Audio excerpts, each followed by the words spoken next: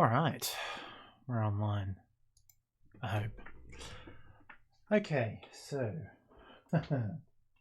bear with me while I check we are online.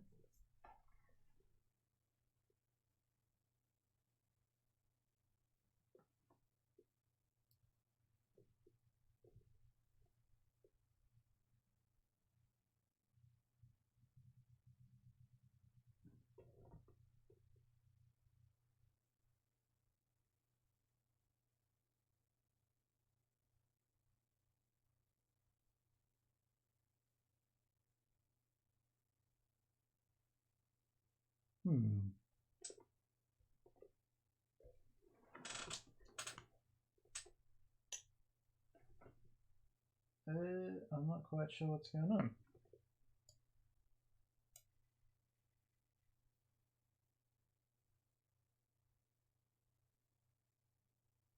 Check out this stream from 30 seconds ago. Have we dropped it? No, everything seems to be green lit.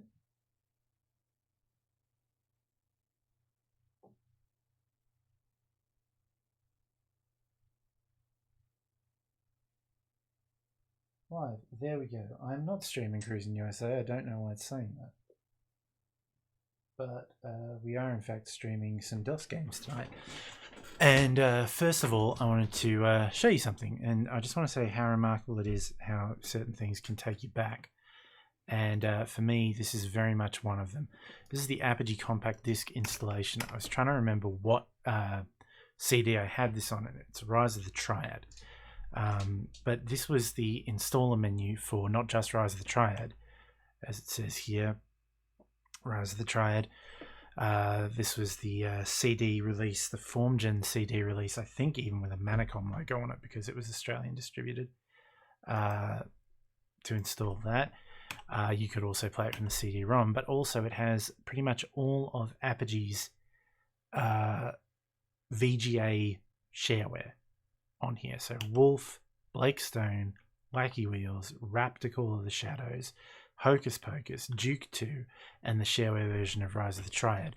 So this was just something they did to try and give you a bit of extra value. They chucked all the shareware episodes, try and get you to buy more stuff too. So yeah, I was playing around the other day and I was trying to remember where I had this, and yeah, it was on here. So let's play some Duke II. Yes. Okay, that doesn't look so good.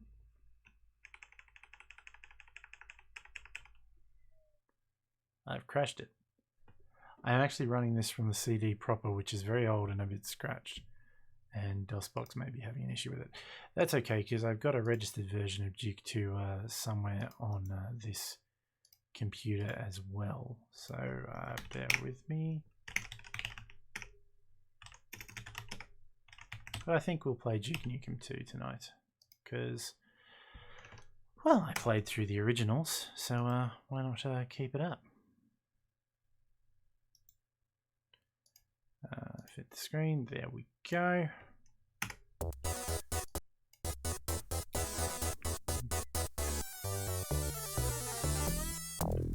They occasionally did special versions of that little intro for certain games.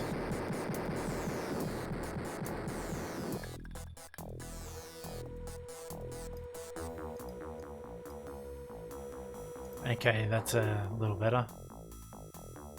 I am back.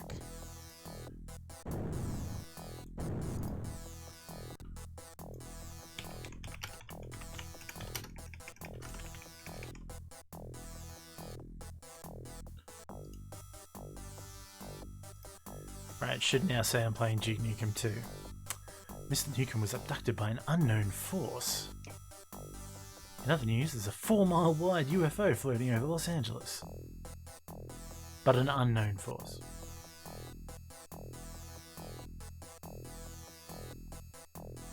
Anyway, this is the plot of Duke Nukem 2, a bit more in-depth and detailed than the plot of Duke Nukem 1.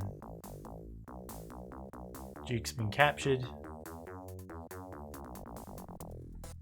by this guy, as the evil conqueror here. It's my place to tell you why you're being abducted and will have to go through years of painful torture. Break free, kick butt, and be on my way.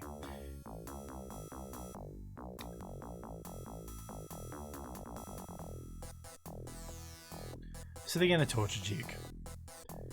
But not just for the fun of it. Duke's ego in full flight here.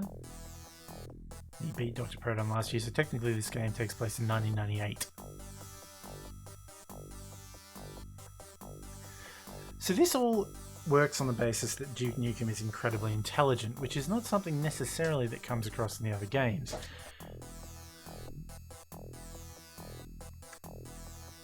That said, it may just be that he's more intelligent than the aliens.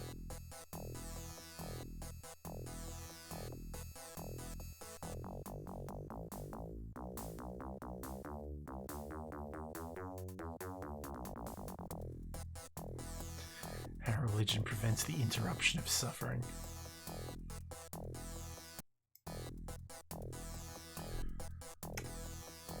Swoosh! Duke plummets to a convenient holding facility where he awaits almost certain doom at the hands of the evil Rigelatans.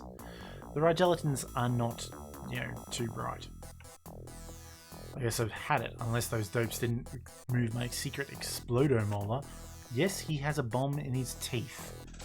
What a bunch of morons, and look, there's a gun locker right outside my cell. This is too easy. This is the wonderful team behind it. Tom Hall, credited with creative stuff. By this point he'd moved over to Apogee from ID. Or id. Yeah, that's the story. Quick run through of the keys. And we have music this time. This is the weapons we can get, the laser, the normal gun, the laser, the flamethrower, and the rocket launcher. You can now shoot up and down, and you can duck. You can climb on things without your grappling hooks. Items, various things that will come in handy. Things you might interact with out in the field, and stuff for points. It's more Duke Nukem merchandise. The fact that there was a video game cartridge always threw me. I thought there might be a cartridge version of Duke coming, but no, there never was. The Duke Nukem brand 486/66 local bus PC, when this game came out, that PC would have been cutting edge. Duke is so vain. I love that the game even admits it. Duke is so vain he enjoys amassing his own memorabilia. Collect them all. Yes. Just a few hints and tips. And we're back to the start. So, let's start a new game in episode 1. And because I suck, we're going to play on easy. I hope people don't judge me for playing on easy. I feel like it's a valid lifestyle choice. Oh, let's crank the cycles up. That's terribly slow. You gotta get your cycle count right between, that's better, between the game running properly and the game not emulating ad-lib.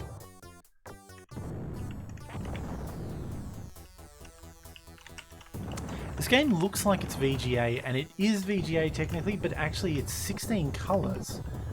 You can play this on an EGA card, I believe, but it looks really messed up. At any rate, it looks a lot better than the original. Although everything might be a little too large. The problem, I was going to say the problem I had in Cosmo was that things were a little too big.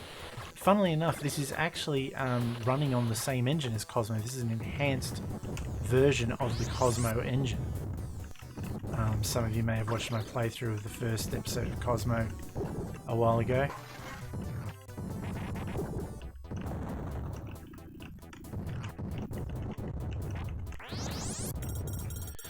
Those of you who have been keeping an eye on things this week will know that I have been attempting some Nintendo 64 stuff.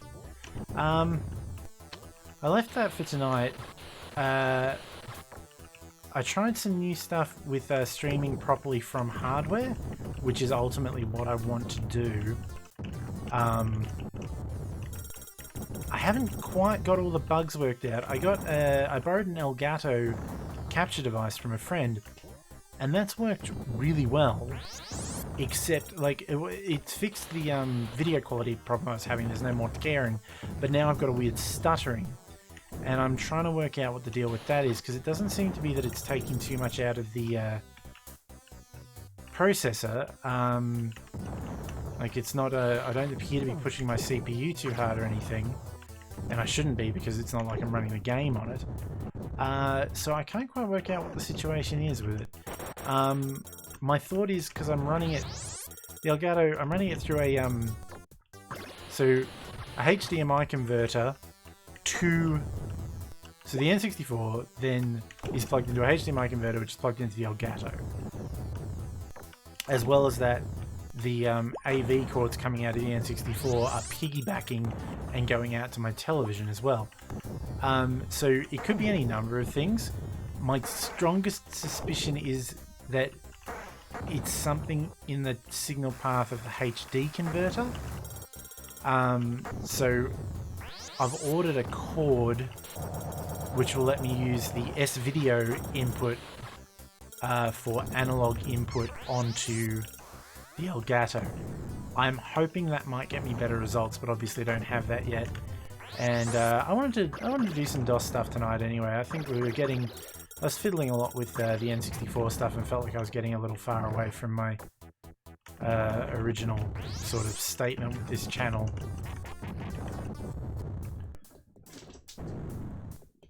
So I thought I'd give this a go. Alright.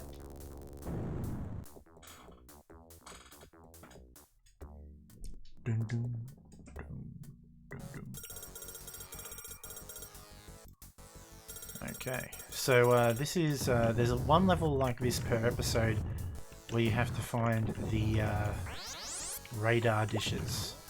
They're tracking Duke's position. The game won't let you exit the level until you find them all.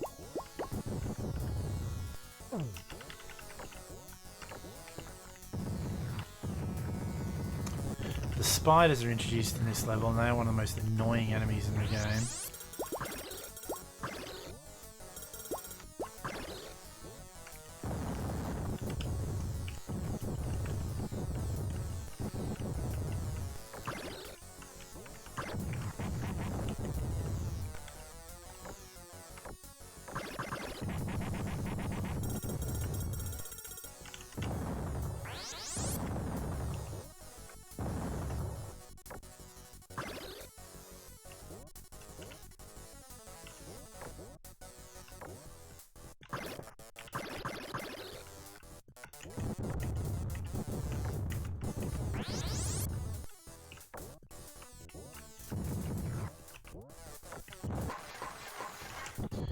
There's actually a bonus for destroying all of the crystal globe items on a level and collecting none of them. I have never gotten that bonus, and I would shudder to think about trying. So incidentally, the way you can tell if these boxes, the red boxes, have a bomb in them or food in them, if you can walk behind them, they've got a bomb. If you can walk in front of them, they've got food or nothing.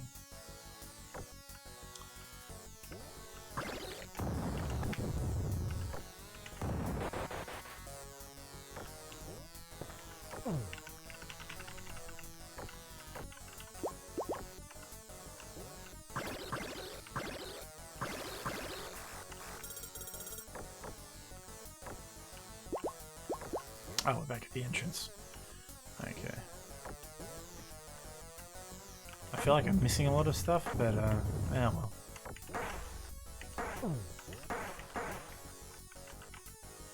The bouncy balls are kind of back. You can shoot them this time.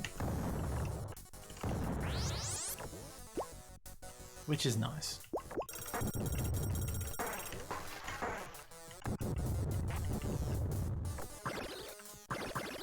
I mean, it's so easy to collect those by accident. Trying to shoot them all and collect none of them.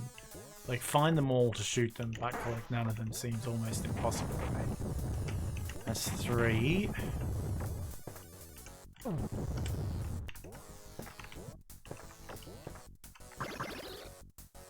While Duke can now shoot in multiple directions, he can't do it while hanging from things.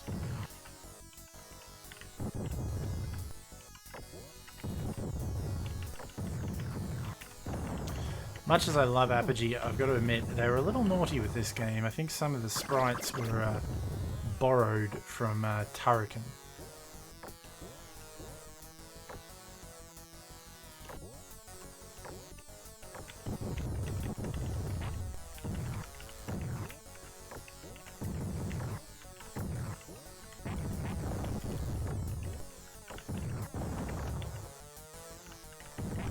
Alright, all radars are destroyed.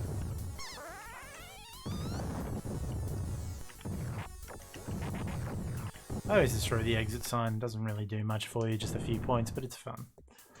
I did get all the cameras. I didn't think I got them all. You still get the little post-level bonuses. I'm likely to not get too many of them. Earthquake! Again, this is a mechanic that recurs in later episodes, but the earthquake is just a level with set pieces, sort of destruction, that kind of thing. Bits of the level fall apart, some bits of the level can fall on you, which sucks.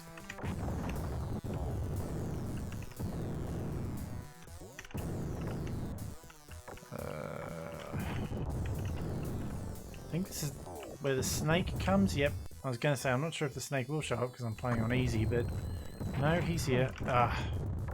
And he ate me. Snake takes a lot of shots by this game's standards, actually, even on easy.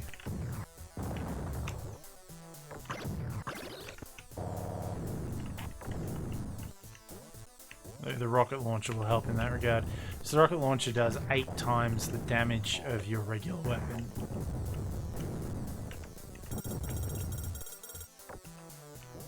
I think the laser does 4 times the damage, and the flamethrower does 4 times the damage, but fires a lot faster. The flamethrower, however, has a greater use, which we will talk about later.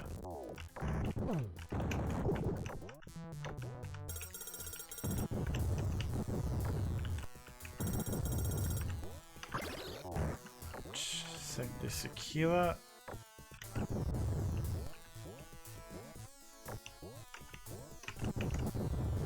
Stock up on some more rockets.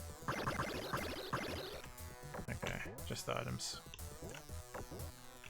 Oh, that freaking robot thing.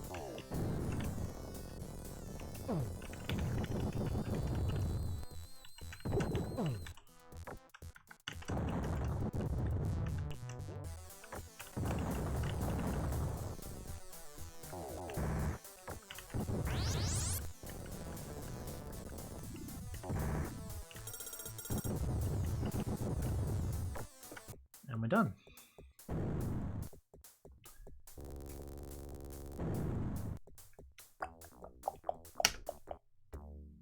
Dun, dun, dun, dun, dun.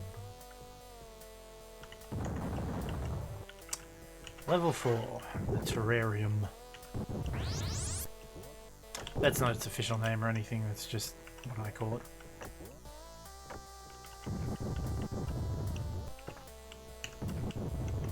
Alright, the flamethrower.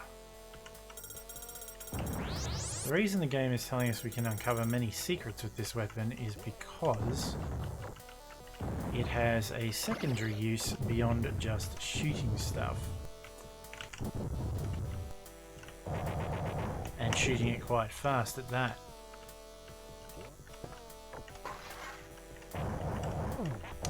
As you may have just noticed, if you crouch and use this gun, it does not shoot down. Oh, I lost it. Ah, well, we don't need it, but it's nifty. It allows you to use it as a jetpack. Wish I'd kept it, but actually with all the slime going around, the rockets might not be a terrible idea. Come on, here boy.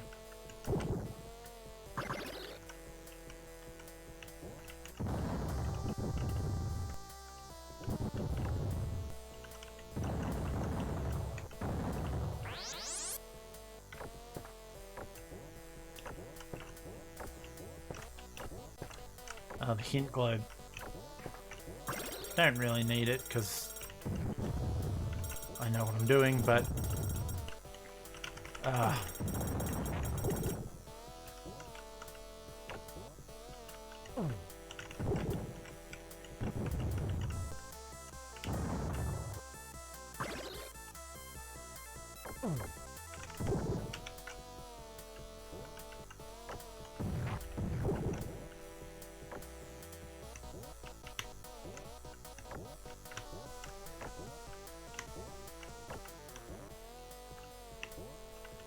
can I make this jump? Nope, I can't. I'm attempting something that is not possible.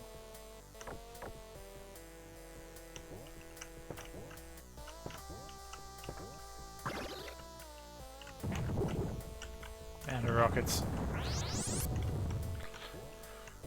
The turkeys in this game, rather than being already cooked, run at you, and if you shoot them, you can cook them. But the trick is shooting them before they run into you.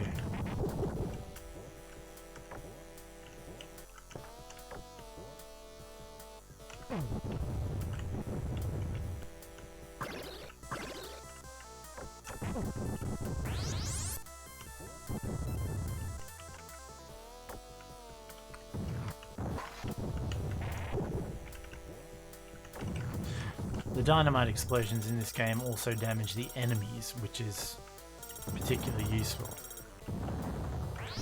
Alright, so it's telling us the access card is at the top right and the exit is at the top left. Did I miss something back over here? I feel like I missed something. Well, some ammo of some kind. And more rockets. Yeah, I won't say no. And some health, that's useful.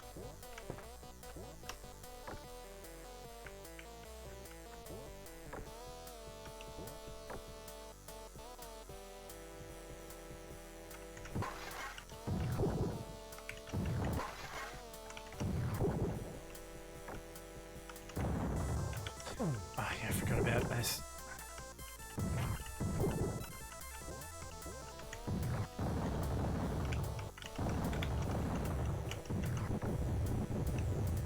Unfortunately, the dynamite can also cause you problems with your food in this game.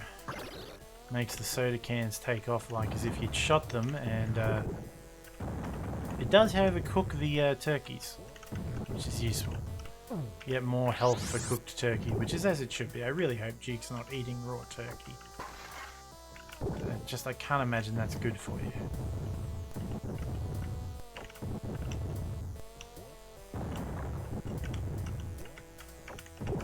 See? Fully cooked turkey.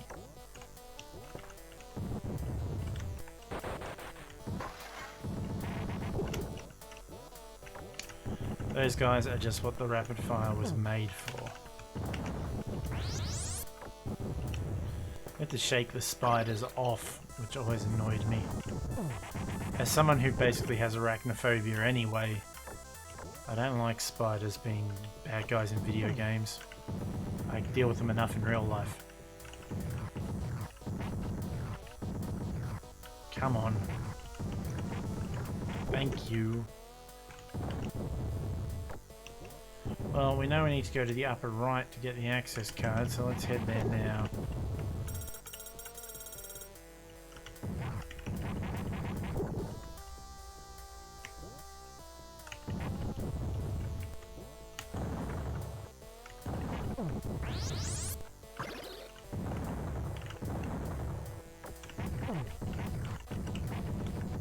Oh, come on.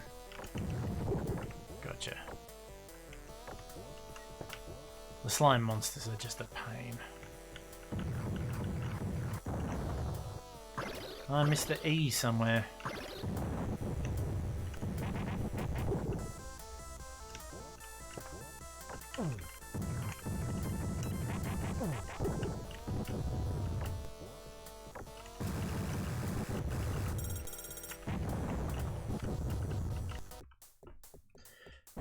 Alright, that's level 4 and we are halfway through the episode.